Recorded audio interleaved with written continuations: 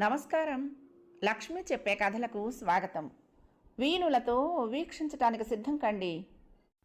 ప్రియ సఖులు, ఇప్పుడు మనం ప్రముఖ రచయిత శ్రీ పతి మురళీధర శర్మ గారు రచించిన డాక్టర్ గారి భార్య అనే ఒక చక్కటి కథను విందామండి.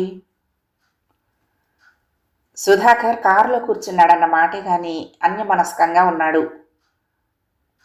దమయంతి నలుడికి పంపిన రాయవారం మోసుకుపోయే రాజహంసలా కారు రివ్వున దూసుకుపోతోంది. సుధాకర్ మనసు మాత్రం అంతే వేగంగా వెనక్కి వెళ్ళింది. దానికి కారణం తనకు తన తండ్రికి మధ్య జరిగిన వాగ్వివాదం. ఇప్పటికీ మర్చిపోలేకపోతున్నాడు. సుధా, నేనింత కష్టపడి ఎంతో ఖర్చు పెట్టి నిన్ను డాక్టర్ చదువు చదివిస్తే నువ్వేమో కాసులు కురిపించే కార్పొరేట్ హాస్పిటల్లో చేస్తున్న కొలు వదులుకుని సర్కారీ దవాఖానాలో సేవ చేస్తానంటావేమిట్రా? అది ఓ పల్లెటూళ్ళలో. నీకు మతిగాని పోయిందేమిట్రా అన్నాడు తండ్రి. మీరు పెట్టిన ఖర్చు సద్వినియోగం అవ్వాలనే నేను నిర్ణయం తీసుకున్నాను నాన్న. కార్పొరేట్ హాస్పిటల్లో కాసులు కురిపించవచ్చు కానీ మనసులు మురిపించవు. పూర్వం నాయుడు చూసి రోగం ఏమిటో తెలుసుకునేవారు. అలాంటిది మరి ఇప్పుడు జలుబు చేసిందన్నా అన్ని టెస్టులు చేయించాల్సిందే, అన్ని రకాల మందులు వాడించాల్సిందే. ఎందుకో నేను అలా చేయటంలో సమాధాన పడలేకపోతున్నాను అన్నాడు. అలాంటప్పుడు పోనీ ఇక్కడే నువ్వు ఓ క్లినిక్కో నర్సింగ్ హోమ్ పెట్టి ప్రాక్టీస్ చేయొచ్చు కదా. సిటీలో హాస్పిటల్స్ కొదవలేదు. 4 అడుగులకు నర్సింగ్ హోము, 10 అడుగులకు ప్రైవేటు క్లినిక్లు ఉన్నాయి. ఎటొచ్చి పల్లెటూళ్లలో పేదలకు వైద్యం చేయటానికి ముందుకు వచ్చే డాక్టర్లే కరువయ్యారు. కార్పొరేట్ హాస్పిటల్లో ఉద్యోగం కోసం అంటే 1 కోటి మంది క్యూ కడతారు. కానీ గవర్నమెంట్ హాస్పిటల్లో పనిచేయటానికి పనిష్మెంట్ అనుకుని వెళ్తారు తప్పితే పని కట్టుకుని ఎవరూ వెళ్లరు. అందులోనూ ఓ పల్లెటూళ్ళలో. అక్కడ చేస్తే ఆ పరమార్థమే వేరు అన్నాడు సుధాకర్. ఏమిటరా అందరూ పైసాయ పరమార్థం అనుకుంటూ ఉంటే నువ్వేమో ఇలా. మీరు అలా అంటే ఎలా చెప్పండి నాన్న. మీ మాట కాదంటున్నందుకు మరేమీ అనుకోకండి. వైద్య వృత్తి ఓ సేవా వృత్తి, విత్త వృత్తి కాదు అని చెప్పి నాన్నను సముదాయించాడు. కానీ తన భార్య లక్ష్మీ ప్రసన్న కూడా తన నిర్ణయానికి సుముఖంగా లేదు, వ్యతిరేకించింది. అయితేనే ఎలాగోలా సర్ది చెప్పి తనను కూడా ప్రసన్నం చేసుకోగలిగాడు. దాని పర్యవసానమే ఈ పల్లెటూరి మజిలి. ఇలా నెమరు వేస్తున్న సుధాకర్ గాతానికి డ్రైవర్ పిలుపుతో బ్రేక్ పడింది. సార్, హాస్పిటల్ వచ్చేసింది అంటూ డోరు తీసి నిలబడ్డాడు. చూస్తే అది ఓ ప్రాథమిక ఆరోగ్య కేంద్ర ప్రాంగణం. కారు దిగగానే అక్కడ అసిస్టెంట్ అప్పారావు వచ్చి నమస్కారం చేసి బ్రీఫ్ కేసు అందుకున్నాడు. లోపలికి తీసుకువెళ్ళి ఛాంబర్ చూపించాడు. అక్కడి స్టాఫ్ అందరూ ఒక్కొక్కరు వచ్చి విష్ చేసి తమను తమ పరిచయం చేసుకున్నారు. సుధాకర్ చుట్టూ అంతా చూసి పేషెంట్లు ఎవరూ లేకపోవటం గమనించి, అయితే మీ ఊరు నిజంగా ఆరోగ్య కేంద్రమే అన్నమాట అన్నాడు. అదేంటి సార్ అన్నాడు అప్పారావు. మరి హాస్పిటల్కు పేషెంట్లు రాలేదంటే అందరూ ఆరోగ్యవంతులనే కదా అర్థం. మీకు ఇక్కడ సంగతి తెలియదు సార్. పేషెంట్లు రావటానికి ఇక్కడ సంగతులు తెలియటానికి ఏమిటి సంబంధం నాకు అర్థం కావటం లేదు. అది కాదు సార్ అంటూ చెప్పుకొచ్చాడు అప్పారావు. ఇక్కడ పనిచేయటానికి ఏ డాక్టరు రాడని, ఎవరిని వేసినా ఇక్కడికి రాకుండానే అక్కడి నుండే ఆర్డర్స్ క్యాన్సిల్ చేయించుకునేవారు ఒకరైతే, వచ్చి జాయిన్ అయి ఓ 1-2 నెలల్లో పనిచేసి ఈ లోపున ట్రై చేసి ట్రాన్స్ఫర్ చేయించుకుని వెళ్ళిపోయేవారు మరొకరని. అయితే నేను అలా వెళ్ళిపోతాననుకుంటున్నావా అడిగాడు సుధాకర్. కాదా సార్ అప్పారావు ఆశ్చర్యంగా అడిగాడు. కాదు, నేను కావాలని ఇక్కడికి వేయించుకుని వచ్చాను. నిజమా సార్? ఎంత అదృష్టం. ఉండండి సార్, ఇప్పుడే వస్తాను, అర్జెంటుగా మీకు కాఫీ పట్టుకొస్తాను అంటున్న అప్పారావుతో, తర్వాత తీసుకొద్దు కానీ పేషెంట్లు రావచ్చు అన్నాడు సుధాకర్. పేషెంట్లు అప్పుడే రారు సార్, 10 గంటల తర్వాతే చెప్పాడు. అదేం, హాస్పిటల్ 9ంటికే తెరుస్తారుగా. హాస్పిటల్ తెరుస్తారు సార్, కానీ డాక్టర్ గారే రారు. పేషెంట్లు వెయిట్ చేస్తున్నట్లు కబురు అందితే గానీ వచ్చేవారు కాదు. ఈ మధ్య ఓ డాక్టర్ గారేమో ఇది పల్లెటూరు కదా అంచేత ఇక్కడ ఉండలేక పక్కనున్న టౌన్లో ఉండేవారు. అక్కడి నుంచి వచ్చేసరికి 10 గంటలు అయ్యేది. అంచేత ముందు వచ్చి పడిగాపులు పడటం ఎందుకని డాక్టర్ గారు వచ్చే టైంకి పేషెంట్లు కూడా వస్తారు సార్ అని అప్పారావు చెప్పగానే, రేపటి నుండి పేషెంట్లను 9 గంటలకే రమ్మని ఈవేళ అందరికీ చెప్పు. మరి డాక్టర్ గారు 10 గంటల వరకు రాకపోతే ఎవరు అడగరా? అడిగాడు సుధాకర్. ఎవరు అడుగుతారు సార్? ఇక్కడికి వచ్చే వాళ్ళంతా కూటికి గతి లేని వాళ్ళు, రెక్కాడితే గానీ డొక్కాడని వాళ్ళు, పైసా ఇచ్చుకోలేని వాళ్ళు. అలాంటి వాళ్ళు ఉచితంగా వైద్యం పొందుతూ ఏం అడుగుతారు సార్? అది సరే సార్, సాయంత్రం ఇంటికి పేషెంట్లను పంపమంటారా? మీకు ఆదాయం, నాకు ఏదో గిడుతుంది అడిగాడు అప్పుడే అసిస్టెంట్ డ్యూటీగా. అదేంటోయ్, సాయంత్రం హాస్పిటల్కి మానేసి పేషెంట్లు ఇంటికి వస్తారా? ఇంటికి వచ్చే కేసులు వేరు సార్. హాస్పిటల్లో వెయిట్ చేసే ఓపిక లేని వాళ్ళు, అంటే డబ్బులు ఇచ్చుకునే ఓపిక ఉన్నవాళ్ళు, చెప్పాడు అప్పారావు. చూడప్పారావు, ఇంటికి ఎప్పుడు రావాలంటే హాస్పిటల్ వేళలు కానప్పుడు, అత్యవసర పరిస్థితుల్లోనూ ఎప్పుడైనా రావచ్చు.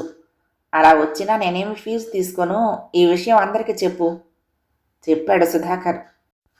సారు ఈ కాలంలో ఉండవలసిన వాళ్ళు కాదు అనుకుంటూ, అదేంటి సార్, డాక్టర్లందరూ హాస్పిటల్లో పనిచేస్తున్నా ప్రైవేటుగా క్లినిక్లు, నర్సింగ్ హోమ్లు పెట్టుకుని సంపాదిస్తుంటే అతని మాటలకు అడ్డొస్తూ, చూడప్పారావు, మనిషికి ఎంత ఆదాయం వచ్చినా ఇక చాలు అని మాత్రం అనుకోడు. ఎంత సంపాదించినా సంతృప్తి ఉండదు. డబ్బు మనిషి అవసరాలను తీర్చగలదు కానీ ఆశలను తీర్చలేదు. అంచేత అవసరాలకు సరిపడే వరకే డబ్బు సంపాదించాలి. అంతేగాని అంతకు మించి సంపాదిస్తే అది అత్యాశ అవుతుంది. మనం అందరికీ ఆరోగ్యం మహాభాగ్యం అని చెప్పాలి కానీ మీ రోగమే మా భాగ్యం అన్నట్టు ఉండకూడదు అన్నాడు. సారు, మీలాగా అందరూ ఉంటే ఈ లోకం ఎప్పుడో బాగుపడేది. సరే, నువ్వు నాకేమీ చెప్పక్కర్లేదు కానీ నేను చెప్పినట్లు చేస్తూ ఉండు చాలు. చూడు, పేషెంట్లు వస్తున్నట్టున్నారు. ఇక్కడే మన ఇద్దరం ఇలా మాట్లాడుకుంటూ కూర్చుంటే వాళ్ళు విసిగెత్తి వెళ్ళిపోగలరు. వరుసగా ఒక్కొక్కరిని లోపలికి పంపించు ఆర్డర్ వేశాడు సుధాకర్. నువ్వు ఇలా వచ్చి కూర్చో. అమ్మా, ఓయ్ నాయుడు, నువ్వు అక్కడే ఉండు, నేను పిలుస్తాను, అప్పుడొద్దు గాని.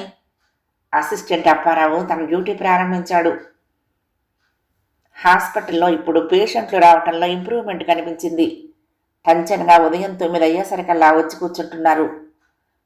కొన్నేళ్ల తర్వాత ఒకరోజు సుధాకర్ హాస్పిటల్ నుండి ఇంటికొచ్చి, హాయ్ మై డియర్ ఎల్పి అని పిలిచాడు భార్యని. ఎల్పి లేదు, గిల్పి లేదు, నాకు బీపీ వచ్చేలా ఉంది అంది భార్యమణి.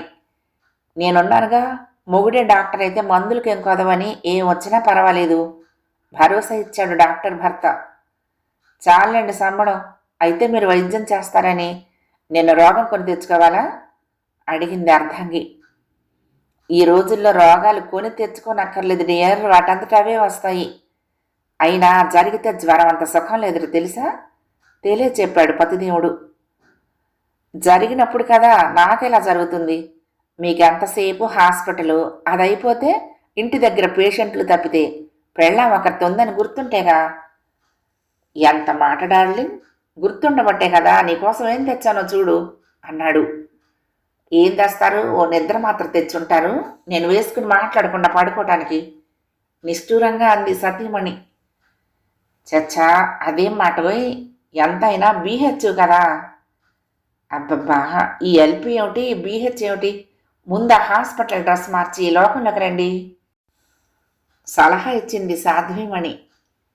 మై డియర్ వైఫ్, ఎల్పి అంటే ఒకటి తమరి పేరు లక్ష్మీ ప్రసన్నకి షార్ట్ కట్, రెండోది లైఫ్ పార్ట్నర్ అని, ఇంకా బీహెచ్ అంటే బెటర్ హాఫ్ అంటే అర్ధాంగి అని. ఇంతకీ నీకోసం నేనేం తెచ్చానో చెప్పలేకపోయావు. జేఎఫ్ తెచ్చానోయ్ అన్నాడు. ఏమో బాబు, ఎల్పి అయిపోయింది, బీహెచ్ అయిపోయింది, ఇక జేఎఫ్ బాగుంది, ఏబిసిడిఎఫ్ లాగా అంది. జేఎఫ్ అంటే జాస్మిన్ ఫ్లవర్స్, మల్లెపూలు. మై డియర్ లక్ష్మీకాంత, ప్రసన్నం కావాలంటే ఇలాంటి కానుకలు ఇచ్చుకోక తప్పదు. ఆ యాక్షన్ కాస్త ఆపండి, డాక్టర్ అయిపోయారు కానీ యాక్టర్ అవ్వాల్సింది అంది. అదేనోయ్, డాక్టర్లు కావాలనుకున్న వాళ్ళు యాక్టర్లు అయినట్టు, యాక్టర్లు కావాలనుకున్న వాళ్ళు డాక్టర్లు అవ్వచ్చుగా అన్నాడు. సరే కానీ త్వరగా తయారు, పిక్చర్కి వెళ్దాము. ఏంటి పిక్చర్కా? ఈ ఊళ్ళో ఇంకా నయం, తోలు బొమ్మలాటకు వెళ్దాం అనలేదు అంది అర్ధాంగి వెటకారంగా. పోనీ ఓపెన్ ఎయిర్ థియేటర్ అనుకో సర్ది చెప్పాడు. ఎందుకు, మీకు ఆపరేషన్ థియేటర్ ఉంటే చాలు అంటూ ఉండగానే ఎవరో డాక్టర్ గారు అంటూ వచ్చారు. అదిగో మాటల్లోనే వచ్చారు మీ పేషెంట్ ఎవరో. ఇలా ఇంటికి వచ్చారో లేదో అప్పుడే తయారు. ఏం చేయమంటావు, వృత్తి ధర్మం అలాంటిది, ఇప్పుడే వస్తానుండు అన్నాడు. ఉండకెక్కడికి పోతాను అంది. చూడు ప్రసన్న, చాలా సీరియస్ కేసుట, వెళ్ళొస్తాను, ఆ బ్యాగ్ ఇలా అందుకు అన్నాడు. మళ్ళీ ఎప్పుడు వస్తారో, కాస్త టిఫిన్ చేసి కాఫీ తాగి వెళ్ళండి అంది భోజ్జేసి మాతల. కానీ ఇలాంటి సమయాలలో ఒక్క క్షణం ఆలస్యం చేసిన ప్రమాదమే. వచ్చాక తింటానంటూ వెళ్ళిపోతూ ఉంటే, పోనీ కాఫీ అయినా తాగొచ్చు కదా అంది. ఫ్లాస్క్లో పోసుంచు, వచ్చాక తాగుతాను అంటూ వెళ్ళిపోయాడు. కర్మ, స్టెథోస్కోప్ డాక్టర్కి అందం అనుకున్నాను కానీ గేదె మెడలో కన్నెలా బంధం అవుతుందనుకోలేదు అంటూ నిట్టూర్చింది. కాలింగ్ బెల్ విని తలుపు తీసి వచ్చిన భర్తను చూసి, అరే వచ్చేసారా, అప్పుడే తెల్లారిపోయిందా అంది. జోకులయ్యకోయ్, తెల్లారిపోలేదు, 9 అయింది, త్వరగా స్నానం చేసి వస్తాను, ఇద్దరం భోజనం చేద్దాం, నా వల్ల పాపం నీకు లేట్ అయిపోయింది అన్నాడు సుధాకర్ సానుభూతితో. 12 గంటలకు రాలేకపోయారా, పడుకుని ఉదయమే లేచి స్నానం చేద్దురు గాని. నీకు వేళాకోళంగా ఉంది కానీ అక్కడ ఓ మనిషి చావు బతుకుల్లో ఉంటే ఎలా వదిలేసిరాని చెప్పు అన్నాడు. నన్ను అడగడం ఎందుకు, అక్కడికేదో నేను చెప్పింది వినేసినట్టు చురకంటించింది. నువ్వు బాగా అప్సెట్ అయినట్టున్నావు, సరే కానీ నాకు ఆకలిస్తుంది, పద. పోనీ నువ్వు తినేలేకపోయావా, ఇంతవరకు ఉండటం ఎందుకు అన్నాడు. నాకు ఆకలిగా లేదు. పోనీ నేను వడ్డించనా? అక్కర్లేదు, మీకు వడ్డిస్తున్నాను, తినండి. అర్ధాంగి అలా అనగానే ఇప్పుడు ఏం మాట్లాడినా లాభం లేదు అని ఊరుకున్నాడు సుధాకర్. లక్ష్మీ ప్రసన్న ఫ్రెండ్ మాలతి సర్ప్రైజ్ విజిట్గా వచ్చింది. హాయ్ లచ్చు, ఎలా ఉన్నావు? సారీనే, నీకు పెళ్ళైపోయింది కదూ, లచ్చు గిచ్చు అంటే మీ శ్రీవారు ఊరుకుంటారా అంటూ. మా వారు లేరు కానీ నాకు పెళ్ళైపోతే మాత్రం నువ్వు నాకు ఫ్రెండు కాకుండా పోతావా? అలా పిలిచే హక్కు నీకు పోతుందా? అది సరే కానీ ఏమిటిలా సడన్గా ఊడిపడ్డావు, ఇది కళా నిజమా? లక్ష్మీ ప్రసన్న అంటూ ఉండగానే, కళలాంటి నిజం, ఇంతకీ నన్ను లోపలికి రానిస్తావా, లేక బయట గుమ్మంలోనే నిలబెట్టి మాట్లాడేసి పంపిస్తావా? ఈ ఊళ్ళో ఏకైక డాక్టర్ గారి భార్యవు కనుక ఇల్లు ఈజీగా తెలుసుకుని వచ్చేశాను అంది మాలతి. సారీ, నిన్ను చూసేసరికి ఆ ఆనందంలో నా బుర్ర పనిచేయలేదు అంది. ఓహో, మరి మీ శ్రీవారిని చూస్తే ఏం పని చేయదో కొంటిగా అంది ఆ క్లోజ్ ఫ్రెండ్. ఏం శ్రీవారో ఏం లోకమో నెట్టూర్చింది ప్రసన్న. ఏం తల్లి, అప్పుడే మొహం మొత్తేసిందా? ఇంకా కొత్త కాపురం కదా, నేను పానకంలో పుడకలాగా వచ్చాననుకున్నాను అంది మాలతి. అదేమీ లేదే, పిల్లలకు సండే డాడీలాగా నాకు సండే హస్బెండ్ చెప్పింది ఎల్పి. పోనీలే, మండే హస్బెండ్ కాదు కదా నచ్చ చెప్పింది మాలతి. అదేంటి, మండే హస్బెండ్లు కూడా ఉన్నారా ఆశ్చర్యంగా అడిగింది. అదేనే, మండే హస్బెండ్ అంటే మండిపడే హస్బెండ్, భావార్థం తెలియ చెప్పింది. చంపావు, ఉండు కాఫీ పట్టుకొస్తాను, తాగి స్నానం చేసి రిలాక్స్ అవ్వు, ఇంతలో భోజనం రెడీ చేస్తాను అంటూ ప్రసన్న లోపలికి వెళ్తూ ఉంటే, నిన్ను చూడగానే నా కడుపు నిండిపోయింది. కాఫీ వరకు అయితే ఓకే కానీ భోజనం గీజనం అది పెట్టకు, ఓ పని మీద వెళ్తూ తోవలోనే కదా అని నిన్ను చూసిపోదామని వచ్చాను, వెంటనే వెళ్ళిపోవాలి అంది మాలతి. ఇలా కాలు పెట్టావో లేదో అప్పుడే వెళ్ళిపోవాలంటున్నావు, ఏమిటంత రాజకార్యం? అవును, రాజకార్యమే, తర్వాత చెప్తానులే అంది మాలతి. తనతో పాటు వంటగదిలోకి వచ్చిన స్నేహితురాలితో మాట్లాడుతూ, నిజంగానే మాలతి, నువ్వు వచ్చేసరికి నాకు ప్రాణం లేచొచ్చినట్లయింది అంది. అదేమిరా, నీకేమిటంత కష్టం వచ్చింది? న్యూలీ మ్యారీడ్ లైఫ్, అందులోనూ వేరే కాపురం, స్వీట్ డ్రీమ్స్లో ఉండాల్సింది పోయి అంటున్న మాలతికి చెప్పుకొచ్చింది లక్ష్మీ ప్రసన్న. ఏం చెప్పమంటావు, మా వారికి 24 గంటలు పేషెంట్లతోనే సరిపోతుంది, ఓ టైము లేదు, పాడు లేదు, పగలు లేదు, రాత్రి లేదు అంది. అయితే మీ శ్రీవారు 2 చేతుల సంపాదిస్తున్నారన్నమాట, అంతా నీకోసమే కదా అంది మాలతి. సంపాదన పాడా, ఊరు చూసావు కదా, ఇక్కడున్న వాళ్ళల్లో 90% డబ్బులు ఇచ్చుకోలేని వాళ్లే, దానికి తగ్గట్టు ఈ దయామయులైన డాక్టర్ గారు పైసా కూడా తీసుకోరు, అదేమంటే మానవ సేవే మాధవ సేవ అంటారు. పోనీ ఆ మానవుల సేవ ఆయన చేస్తూ ఉంటే నువ్వు నీ మాధవుడికి సేవ చెయ్యి సలహా ఇచ్చింది మాలతి. రామాయణం అంతా విని రాముడికి సీత ఏమవుతుంది అని అడిగినట్టుంది నువ్వు చెప్పింది. పగలంతా హాస్పిటల్లో ఇంటికొచ్చాక ఊళ్ళో ఏ రాత్రికో అలసిపోయి వచ్చి పడుకోవటం, తెల్లారేసరికి మళ్ళీ ఎవరో ప్రత్యక్షం తీసుకువెళ్ళిపోవటానికి. ఇది కార్యక్రమం. ఓ ముద్దు లేదు, ముచ్చట లేదు. అయినా ఇలాంటి పల్లెటూళ్ళలో ఏం సరదాలు ఉంటాయో సంతోషంగా ఉండటానికి అంది. అయ్యయ్యయ్యో, నీ లైఫ్ ఇలా అయిపోయిందా? నేను ఇంకా నువ్వు డాక్టర్ గారి భార్యగా ఎంత హ్యాపీగా ఉంటావని, బోల్డంత ఎంజాయ్ చేస్తూ ఉంటావని అనుకున్నానే, కానీ ఇలా డిసప్పాయింట్ అవుతావు అనుకోలేదు అంది. దీనికి ఏదైనా పరిష్కార మార్గం చెప్పవే, దీనంగా అంది లక్ష్మీ ప్రసన్న. నేనేమన్నా తల పండిందాన్ని అనుకున్నావా నీకు సలహాలు ఇవ్వటానికి? అయినా నువ్వు అడిగావు కాబట్టి చెప్తున్నాను. ఓ పని చెయ్యి. భార్యాభర్తల మధ్య సయోధ్య కుదరాలంటే అప్పుడప్పుడు ఎడమవుతూ ఉండాలి. ఎంత ఎంత ఎడమైతే అంత తీపి కలయిక అన్నారుగా అంది. మరి ఎంత ఎంత కుడి అయితే ఏమవుతుంది అని అడిగింది లక్ష్మీ ప్రసన్న. మధ్యలో వెధవ జోకులు వేయకు, నేను చెప్పింది విను. ఓకే, ఎవరు అన్నారు చెప్పు. ఈ పల్లెటూరు నుండి ఏదైనా సిటీకి మకాం మారిస్తే గానీ వచ్చేది లేదని చెప్పి ఎంచక్క మీ ఇంటికి చెక్కి. ఆడవాళ్లకు క్యాంపు పుట్టిల్లే కదా, ఎంత వారలైనా కాంతాదాసులే. నువ్వు దూరం అయితే మీ వారికి నీ అవసరం తెలుస్తుంది, నీ అవసరాలు తెలుస్తాయి. మంత్రోపదేశం చేసింది గడసరి మిత్రురాలు. తప్పదంటావా? మరొక మార్గం లేదా? అమాయకంగా అడిగింది Lakshmi Prasanna. Oh my god, నీతో మాట్లాడుతూ టైమే చూడలేదు. మరి వస్తా. నీ ప్రోగ్రెస్ రిపోర్ట్ నాకు తెలియపరుస్తూ ఉండు. నేను చెప్పా కదా, wish you all the best my dear friend. Tata bye అంటూ బయలుదేరింది మాలతి. సుధాకర్ హాస్పిటల్ నుండి ఇంటికొచ్చి హాయ్ ఎల్పి అంటూ పిలిచాడు. పోండి, నేను మీతో మాట్లాడను అంది. అలా అంటూనే మాట్లాడేశావు అన్నాడు సుధాకర్. నేను మీతో మాట్లాడలేదు, మాట్లాడను అని చెప్పాను అంతే. పోనీలే, మాట్లాడొద్దు కానీ ఎందుకు మాట్లాడవో చెప్పేసి అప్పుడు మానే అన్నాడు. మీరు నన్ను ఇక్కడికి ఎందుకు తీసుకొచ్చినట్టు మొదటి ప్రశ్న వేసింది. అదేంటో ఎలా అంటావు? ఏదో నిన్ను ఎత్తుకొచ్చేసినట్టు. లైఫ్ బాయ్ ఎక్కడ ఉంటే ఆరోగ్యం అక్కడ ఉన్నట్టు, వైఫ్ గర్ల్ ఎక్కడ ఉంటే మరి నేను అక్కడేగా ఉండాలి చెప్పాడు చిద్విలాసంగా.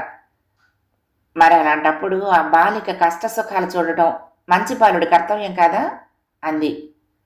ఇప్పుడు నీకొచ్చిన కష్టం ఏమిటి బాలిక? తిండికి లోటు లేనంత మాత్రాన మరి ఇంకేమీ అక్కర్లేదా మనిషికి? జైల్లో పెట్టినట్లు నన్ను తీసుకొచ్చి ఈ పల్లెటూళ్ళలో పడేశారు, నాకేం తోస్తుంది చెప్పండి అంది. పల్లెటూరు అయినంత మాత్రాన మనుషులు ఉండటం లేదా? వాళ్ళకు కాలక్షేపం అవటం లేదా? ఎదురు ప్రశ్న వేశాడు సుధాకర్. మీకంటే మీ పేషెంట్స్తో కాలక్షేపం అయిపోతుంది, మరి నాకు కనీసం ఇక్కడ ఒక మంచి థియేటర్ అయినా లేదు. సరదాగా షికారైనా వెళ్దామంటే బయటికి వెళ్తే దుమ్ము ధూళి తప్పితే మరేమీ లేవు. చుట్టుపక్కల జనం చూస్తే డాక్టర్ గారి భార్య, అమ్మగారు అంటూ నన్ను వింత మృగాన్ని చూసినట్టు చూస్తున్నారు అంది. అయితే నువ్వు ఇక్కడ అశోకవనంలో సీతలా ఉన్నానంటావు అన్నాడు. కాకపోతే ఇంకేమిటి? అంటే వీళ్ళంతా రాక్షసులంటావా? చూడు ప్రసన్న, నిజం చెప్పాలంటే పట్నం మనుషుల్లో ఉండే కృత్రిమత్వం, మాయామర్మం వేళ్లల్లో ఉండవు. మనసిస్తే ప్రాణమనే పడతారు. సిటీల్లో నాగరికత పెరగొచ్చు కానీ మానవత్వం మృగ్యమైపోతుంది అన్నాడు. అలా ఎందుకు అనుకోవాలి? అది మనుషుల్లో ఉంది. సిటీలో ఉన్న చిన్న పల్లెటూళ్ళలో ఉన్న మానవత్వం మనుషుల్ని బట్టి ఉంటుంది. అయినా మీతో నాకెందుకండి వాదన? మీకు ఈ పల్లెటూరు తప్ప వేరే మరో ఊరు దొరకలేదా ఉద్యోగం చేయడానికి అడిగింది. దానికి సమాధానంగా ఇలాంటి ఊళ్ళల్లో పనిచేయటంలో తనకు ఆశయం ఉందని చెప్పాడు. అయితే మీ ఆశయాలు మీతోనే ఉంచుకోండి. ఈ ఊరు నుండి కనీసం ఏదైనా టౌన్కి ట్రాన్స్ఫర్ చేయించుకుంటానంటేనే మీతో మాట్లాడేది, లేకపోతే మాట్లాడను అల్టిమేటం వచ్చేసింది. అంటే మౌన పోరాటం అన్నమాట అన్నాడు. అంతేకాదు, మా ఇంటికి వెళ్ళిపోతాను, ఇక్కడ ఉండను యమ సీరియస్గా చెప్పింది. ప్రతి డాక్టరు పట్టణాలకు ఎగబడితే ఇక పల్లెల్లో చేసేది ఎవరు అడిగాడు. మీరు తప్ప మరెవ్వరూ లేరా చేయటానికి? ప్రతి ఒక్కరూ అలాగే అనుకుంటే రాజుగారికి పాల సేకరణ కథలాగా ఉంటుంది. రాజుగారి పుట్టినరోజున అందరూ పాలు పోస్తున్నప్పుడు నేనొక్కడిని నీళ్లు పోస్తే ఏమవుతుంది అనుకుని ప్రతి ఒక్కరూ అనుకుని అందరూ నీళ్లు పోసేశారట. అలా ఉంది నువ్వు చెప్పింది. మన దేశం బాగుండాలంటే ముందు పల్లెలు బాగుండాలని గాంధీ గారు అన్నారు. నచ్చ చెప్పాడు. అయితే మీరు గాంధీ గారి శిష్యులు, పల్లెల్ని బాగు చేయడానికి పుట్టిన దేశభక్తులు, దేశాన్ని ఉద్ధరించడానికి అవతరించిన మహాపురుషులు, ఉక్రోషంగా అంది. నువ్వేమన్నా అనుకో, నా నిర్ణయం మారదు చెప్పాడు సుధాకర్. అయితే తన నిర్ణయము మారదని తెగేసి చెప్పింది సత్యభామల. అంతేనా అని వాళ్ళ ఆయన అడిగినా ముమ్మాటికి అంతే అంది.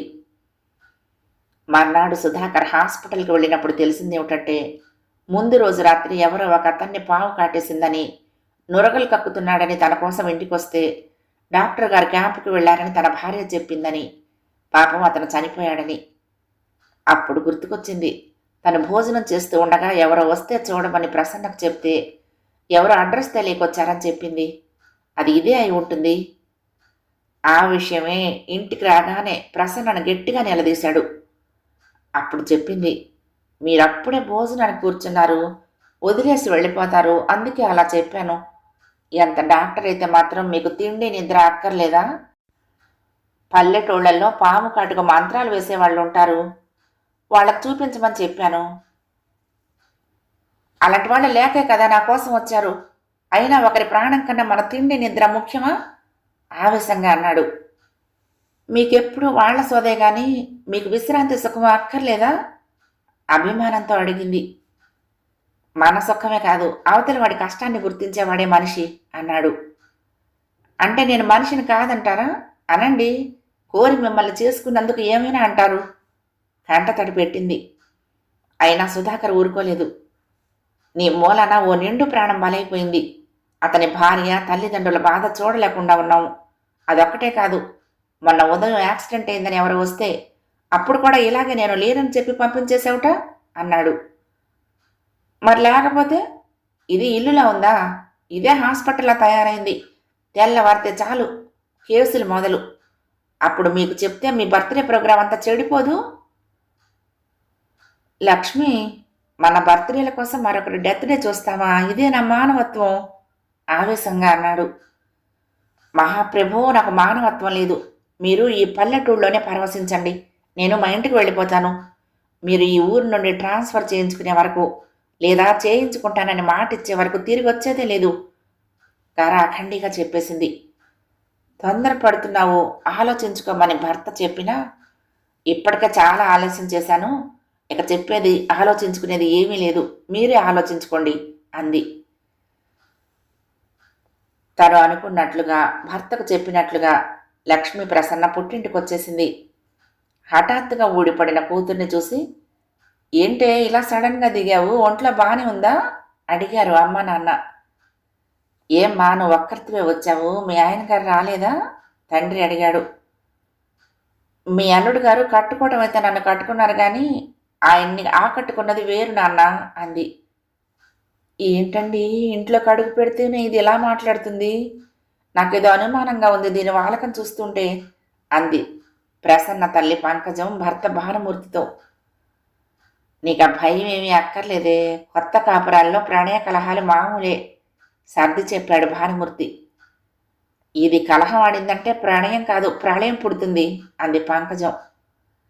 నీ అనుభవం కొద్దీ చెప్తున్నావు, ఎంతైనా ఈ తల్లి కూతురేగా అన్నాడు భానుమూర్తి.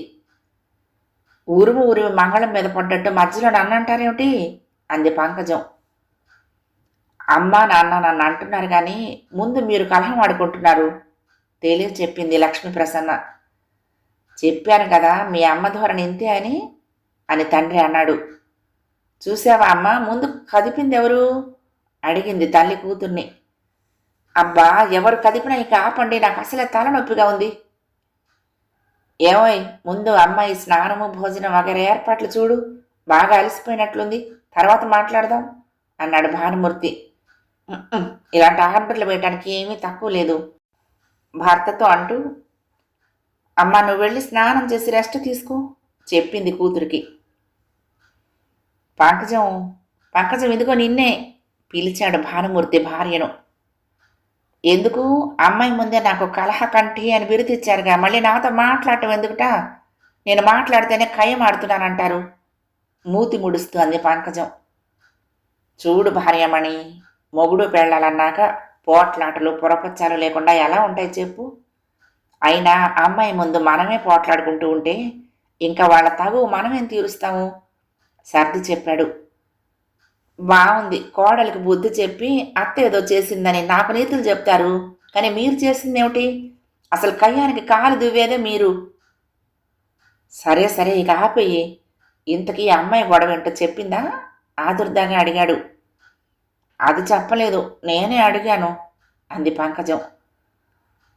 ఏమిట్రా? ఏమీ లేదు, వడ్ల గింజలో బియ్యపు గింజని అమ్మాయికి ఆ పల్లెటూళ్ళలో ఉండటం ఇష్టం లేదుట. అల్లుడికేమో పల్లెలోనే పేదవాళ్ళకు వైద్యం చేయాలనే ఆశయమట. అదే వీళ్ళిద్దరికీ పడటం లేదు. అసలు విషయం చెప్పింది పంకజం. ఓ సింతేనా?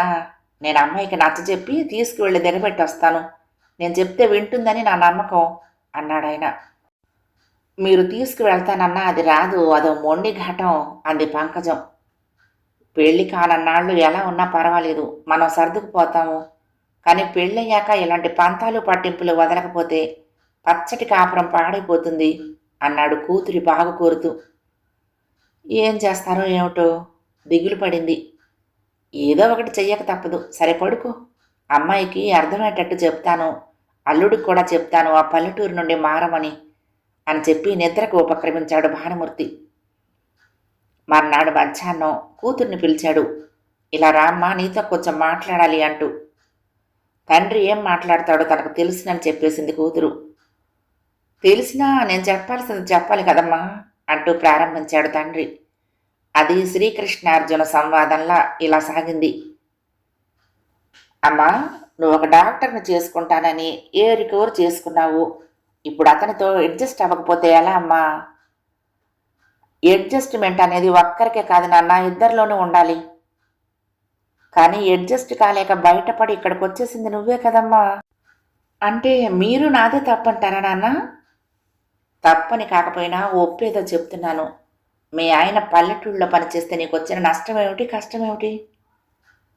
ఎవరైనా తన భర్త డాక్టర్ అయితే పట్నవాసాన్ని కోరుకుంటారు, కానీ పల్లెటూళ్ళలో పాటలు కాదు. పంజరంలో చిలకకి మనం ఏ లోటు చేయకపోయినా దాని బాధ మనకేం అర్థమవుతుంది అంది. నిజమే, కానీ చూడమ్మా, మనుషుల్లో 199 మంది స్వార్థపరులే ఉంటారు. ఏ ఒక్కరో మీ ఆయన లాంటి వాళ్ళు ఉంటారు, తమ సుఖాలను త్యాగం చేసేవాళ్ళు. డబ్బులు తీసుకోకుండా పేదవాళ్లకు వైద్యం చేసే ఉపకార బుద్ధి ఎంతమందికి ఉంటుంది? అలాంటిది మీ ఆయనకున్నందుకు నువ్వెంత గర్వపడాలి. పల్లెల్లో సమయానికి సరైన వైద్య సహాయం అందక ఎంతమంది బలైపోతున్నారో మనకేం తెలుసు? ఇంతకు మీరు చెప్పేది ఏమిటి నాన్న? నేను చెప్పేది పూర్తిగా వినమ్మా. ఓసారి నేను బస్సులో ప్రయాణం చేస్తున్నాను. బస్సు ఓ పల్లెటూళ్ళలో ఆగింది. జబ్బేమిటో తెలియదు కానీ కండిషన్ సీరియస్గా ఉన్న ఓ కుర్రాన్ని బస్సులో ఎక్కించారు. అయ్యో, సమయానికి వైద్య సహాయం అందితే బ్రతికేవాడే. కానీ ఏమైంది నాన్న? ఆ ఊళ్ళో డాక్టర్ గారు లేరా? కరెక్ట్గా చెప్పావు, అది నువ్వు ఉన్నలాంటి పల్లెటూరు. అక్కడ డాక్టర్ గారు లేరు. కనీసం ప్రథమ చికిత్సకైనా నోచుకొని ఆ కుర్రాన్ని అతి కష్టం మీద దగ్గరలో ఉన్న మరో ఊరికైతే చేర్చగలిగారు. కానీ ఈలోపునే కొన ఊపిరితో ఉన్న ఆ కుర్రాడి ప్రాణాలు అనంతవాయువుల్లో కలిసిపోయాయి. అదే ఆ పల్లెటూళ్ళలో ఓ డాక్టర్ ఉంటే ఆ కుర్రాడికి ఆ దుర్గతి పట్టేది కాదు కదా. అసలు ఇంకొక ముఖ్యమైన సంఘటన చెప్తాను విను. ఏమిటి నాన్న? మా పెళ్ళైన కొత్తల్లో మీ అమ్మ నేను హనీమూన్ ట్రిప్పుగా కారులో వెళ్తున్నాము. ఇంతలో సడన్గా వర్షం పట్టుకుంది. చీకటి పడింది. ఉరుములు మెరుపులు. ఏమైందో తెలియదు కానీ మా కారుకు యాక్సిడెంట్ అయిందని మాత్రం తెలిసింది. అయ్యో నాన్న, నాకెప్పుడూ చెప్పలేదే. ఇప్పుడు సందర్భం వచ్చింది కాబట్టి చెప్తున్నాను. మీ అమ్మ నేను గాయాలతో లేవలేని స్థితిలో ఉన్నాము. అయితే ఓ గొప్పతనం ఏమిటంటే ఆ యాక్సిడెంట్ ఓ ఊరి పరిసరాల్లోనే అవ్వటం. వెంటనే డ్రైవర్ పరిగెత్తుకుని ఆ ఊళ్ళో డాక్టర్ గారి ఇల్లు తెలుసుకుని వెళ్ళి సంగతి చెప్పి ప్రాధేయపడ్డాడట. ఆ డాక్టర్ గారి భార్య వేళపాడా లేదా వైద్యానికి డాక్టర్ గారు ఇప్పుడు రారు అని చెప్పి తలుపేసిందిట. డ్రైవర్ అదే పనిగా పిలవటం, బ్రతిమలాడటం డాక్టర్ గారు చెవిన పడి ఆయన వచ్చి మా ప్రాణాలు కాపాడారు. లేకపోతే నువ్వు ఉండేదానివి కాదు, నీకు చెప్పడానికి మేము ఉండేవాళ్ళం కాదు. ఆ డాక్టర్ గారే తన భార్య మాటలు విని మాకు సహాయం చేయడానికి రాకపోయినట్లయితే ఇప్పుడు చెప్పు, పల్లెటూళ్ళలో డాక్టర్లు ఉండాలంటావా వద్దా? వైద్యానికి వేళాపాళ ఉండాలంటావా? అడిగాడు. భేతాళుడు విక్రమార్కుడిని అడిగినట్లు అడిగావు నాన్న. విక్రమార్కుడు సమాధానం చెప్పకుండా ఉండలేడు. చెప్తే ఓ ముప్పు. అలా ఉంది నువ్వు చెప్పింది. కాదని ఎలా అనగలను, అవుననకుండా ఎలా ఉండగలను? నేనే ఓడిపోయాను, అయినా పర్వాలేదు, ఓ నిజాన్ని తెలుసుకున్నాను అంది. Very good, that is my child అన్నాడు. ఇలా గీతోపదేశం ముగిసింది. గుమ్మంలో ప్రత్యక్షమైన మామగారిని చూసి, అరే మామయ్య రండి అని ఆహ్వానించాడు సుధాకర్. నేనెందుకు వచ్చానో నీకు తెలిసే ఉంటుంది. నేనొక్కడనే కాదు, అదిగో నీ భార్యను కూడా వెంట పెట్టుకొచ్చాను. అరే అక్కడే నిలబడిపోయిందేం అన్నాడు భార్యను చూసి. దానికి మొహం చెల్లటం లేదు గుమ్మంలోకి అడుగు పెట్టడానికి అన్నాడాయన. ఏమంత తప్పు చేసిందని వెనకేసుకొచ్చాడు భార్యని ఓ మంచి భర్తల సుధాకర్. అది చేసింది తప్పని నువ్వు అనుకోకపోవచ్చు బాబు, కానీ అది చేసింది నిజంగా తప్పే. నీ మనసు మంచిది కాబట్టి అలా అంటున్నావు. కితాబిచ్చారు మామగారు. రండి ఇలా కూర్చోండి, కాఫీ తెస్తాను అని అల్లుడంటూ ఉంటే, అదేంటి బాబు నువ్వు చేయి కాల్చుకుంటున్నావా? మరేం చేయమంటారు చెప్పండి, ఇది పల్లెటూరు, సిటీ కాదు, మంచి హోటల్ ఉండటానికి. అయినా వారాల అబ్బాయికిలా ఈ ఊళ్ళో రోజుకొకరు నాకు భోజనం తెచ్చి పెడుతున్నారు, నేను వద్దన్నా వినకుండా అన్నాడు. అలా చూస్తావేంటి, లోపలికి వెళ్ళమ్మా, వెళ్ళి ఆ కాఫీ ఏర్పాట్లేవో చూడు కూతురికి చెప్పాడు భానుమూర్తి. నువ్వు ఉండు బాబు, రా ఇలా కూర్చో, నీతో 4 ముక్కలు చెప్పిపోదామని వచ్చాను అన్నాడు. ఎంత మాట చెప్పండి మావయ్య గారు, మీరు పెద్దవారు అన్నాడు. నీలో ఈ వినయము విధేయత నాకు బాగా నచ్చాయి. అందుకేనయ్యా నువ్వంటే నాకెంత అభిమానం. ఒక విధంగా చెప్పాలంటే నిన్ను మా అల్లుడిగా చెప్పుకోవడానికి గర్వపడుతున్నాను అన్నాడు. భలేవారు మావయ్య గారు, ఇవా అండి మీరు చెప్పాలనుకున్న 4 ముక్కలు? అది కాదు బాబు, మా అమ్మాయికి వయసు వచ్చినా ఇంకా తెలిసి తెలియని చిన్నపిల్లలా ప్రవర్తిస్తుంది. తొందరపాటు కూడా ఎక్కువే. నీ మనసు నొప్పించినందుకు నా మొహం చూసి దాన్ని క్షమించు బాబు. అదేమిటండి, మీ అమ్మాయి ఏమైనా అన్నదని కానీ చేసిందని కానీ నేను అనలేదే అన్నాడు సుధాకర్. అది చిన్నప్పటి నుంచి పట్టణ వాతావరణంలో పెరిగిన పిల్ల, అంచేత ఈ పల్లెటూళ్ళలో ఎమడలేకపోతుంది. పోనీ నువ్వైనా ఏదైనా సిటీకో టౌన్కో ట్రాన్స్ఫర్ చేయించుకోకూడదు? సలహా ఇచ్చారు. పట్టణాల్లో అడుక్కో డాక్టర్ ఉంటారండి అన్నాడు. ఎంతమంది ఉంటేనేం బాబు, ఎవరి ప్రాక్టీస్ వారిది. సిటీల్లో వచ్చే సంపాదన పల్లెల్లో ఏమొస్తుంది? ఓ అటాచ్డ్ మెడికల్ షాపు, ల్యాబ్ కూడా పెట్టించావనుకో, నీ సంపాదన ఇంకా బాగుంటుంది అన్నాడు. అలాంటి దురాశతో ధనార్జన చేయాలన్న కోరిక ఆలోచన నాకు లేవు మావయ్య గారు. అసలు వైద్య వృత్తి ఓ సేవా వృత్తి. వైద్యో నారాయణో హరి అని మంచి మనసుతో చేసే వైద్యం భగవంతుడికి చేసే సేవ లాంటిది తెలియచెప్పాడు సుధాకర్. నీ మనసు నాకు తెలిసయ్యా, కానీ నీ అభిమతం తెలుసుకుందామని మరోసారి మా అమ్మాయికి బోధపడాలని ఇలా అడిగాను, ఏమనుకోకు అన్నాడు భానుమూర్తి. ప్రసన్న ఇద్దరికి కాఫీ తెచ్చింది. కాఫీ తీసుకోండి మావయ్య. నేను చేసిందైతే సందేహించాలి కానీ మీ అమ్మాయి చేసిందే పర్వాలేదు అన్నాడు అల్లుడు. భలే వాడిపోయి అల్లుడు, అన్నింటినీ స్పోర్టివ్గా తీసుకుంటావు. That's why I am proud of you అన్నాడు. ఎవరో పిలిచారు చూడమ్మా అన్నాడు భానుమూర్తి కూతురుతో. ఇంకెవరు నాన్న, ఏ పేషెంటే వచ్చుంటాడు అంది అలవాటు ప్రకారం. అమ్మగారు మీరు వచ్చేశారా అంటూ ఒక అతను లోపలికొచ్చాడు. ఎవరు బాబు ఇతను అడిగాడు భానుమూర్తి. నాకు భోజనం తెస్తుంటాడు మావయ్య చెప్పాడు సుధాకర్. ఎక్కడి నుండి? హోటల్ నుండా? ఈ ఊళ్ళో ఏం హోటల్ అండి? మరి వాళ్ళ ఇంటి నుండి తీసుకొస్తాడు చెప్పాడు అల్లుడు. ఏంటి బాబు, ఎవరైనా హాస్పిటల్లో పేషెంట్కి భోజనం తెస్తారు, కానీ డాక్టర్ గారింటికి భోజనం తేవటం ఏమిటి? నాకేమీ అర్థం కావటం లేదు. ఇంతకీ అతను ఎవరు అన్నట్టు మొహం పెట్టిన మామగారితో, ఇతను నా పేషెంట్ భర్త, నా మీద అభిమానం కొద్దీ నేను భోజనానికి ఇబ్బంది పడటం చూసి క్యారేజ్ తెస్తున్నాడు వద్దనకుండా అంటూ మా మామగారు అంటూ పరిచయం చేశాడు అతనికి. వెంటనే అతను నమస్కారం పెట్టి, డాక్టర్ గారు మా ఊరికి దేవుడండి, ఇది ఓ పల్లెటూరు, పేరుకు హాస్పిటల్ ఉన్నా సమయానికి డాక్టర్ ఉండేవారు కాదు. డాక్టర్లందరూ పట్టణాల్లో పనిచేయటానికే ఇష్టపడతారు కానీ ఇలాంటి పల్లెటూళ్ళలో పనిచేయటానికి ఎవరు వస్తారు చెప్పండి అలాంటిది ఈ బాబుగారు వచ్చాక మా ప్రాణాలు నిలబడ్డాయి. ఎవరి సంగతో ఎందుకు, నా భార్యకు నా బిడ్డకు ప్రాణదానం చేశారు. అయినా మా పాలిటి దేవుడు. అవునా, ఇంతకీ ఏమైంది అడిగాడు భానుమూర్తి. నా భార్య తొలిచూలు కాన్పు సమయంలో డెలివరీకి కొద్ది రోజుల ముందు చాలా సీరియస్ అయింది.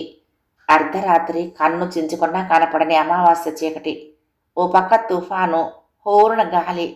అలాంటి సమయంలో కూడా పిలిచిన వెంటనే వచ్చి నా భార్యను బ్రతికించడమే కాదు, మా బిడ్డను కూడా దక్కించారు. కాళ్ల దగ్గరకు వచ్చినా కాసులిస్తే గాని కన్నెత్తి చూడని పట్నం డాక్టర్లు ఎందరుంటే మాత్రం ఏం ప్రయోజనం చెప్పండి. పల్లెటూళ్లలో మాలాంటి వాళ్ళ బ్రతుకుల్ని కాపాడే ఈ డాక్టర్ గారు మా కోసం దిగి వచ్చిన దేవుడు. అలాంటి దేవుడు ఇబ్బంది పడుతూ ఉంటే చూస్తూ ఎలా ఊరుకుంటాం చెప్పండి. అందుకే మాకు తోచిన చేతనైన సాయంగా డాక్టర్ గారికి భోజనం ప్రత్యేకంగా తయారు చేయించి తెస్తున్నాను. మళ్ళీ వస్తాను అమ్మగారు అంటూ వెళ్ళిపోయాడు. చూసావా అమ్మా, ఇప్పటికైనా తెలుసుకున్నావా పల్లెటూళ్ళలో డాక్టర్ అవసరం ఎంతుందో? ఇక్కడి మనుషుల విశ్వాసాలు ఆప్యాయతల గురించి తెలిసిందా? లేక మీ ఆయన్ని ఈ ఊరి నుండి ట్రాన్స్ఫర్ చేయించుకోమంటావా అడిగాడు కూతుర్ని భానుమూర్తి. లేదు నాన్న అంది. భర్తకు సారీ చెప్పింది. టేక్ ఇట్ ఈజీ అన్నాడు బ్రాడ్ మైండెడ్ భర్తగారు. ఇప్పుడు నిజంగా డాక్టర్ గారి భార్య అనిపించుకున్నావు అని కూతుర్ని మెచ్చుకుని, అల్లుడు నేను వచ్చిన పని అయిపోయింది అలా అని అప్పుడే వెళ్ళిపోతాననుకునేవు, భోజనం చేయకుండా వెళ్ళేదే లేదు అన్నాడు భానుమూర్తి. భలేవారు మావయ్య, మీరు వెళ్తానంటే మాత్రం మిమ్మల్ని అప్పుడే వెళ్ళనిస్తామా? మీ అమ్మాయి పర్మిషన్ ఇవ్వద్దు అన్నాడు అల్లుడు మర్యాదగా. కథ సమాప్తం. ప్రియ సఖులు, ఈ కథ మీకు నచ్చితే తప్పకుండా లైక్ చేయండి, షేర్ చేయండి, కామెంట్ చేయండి, సబ్స్క్రైబ్ చేసుకుని నన్ను ఎంకరేజ్ చేయండి. ఉంటానండి. ప్రేమతో లక్ష్మి, కృష్ణా తీరం దుర్గమ్మ సన్నిధానం. నమస్తే.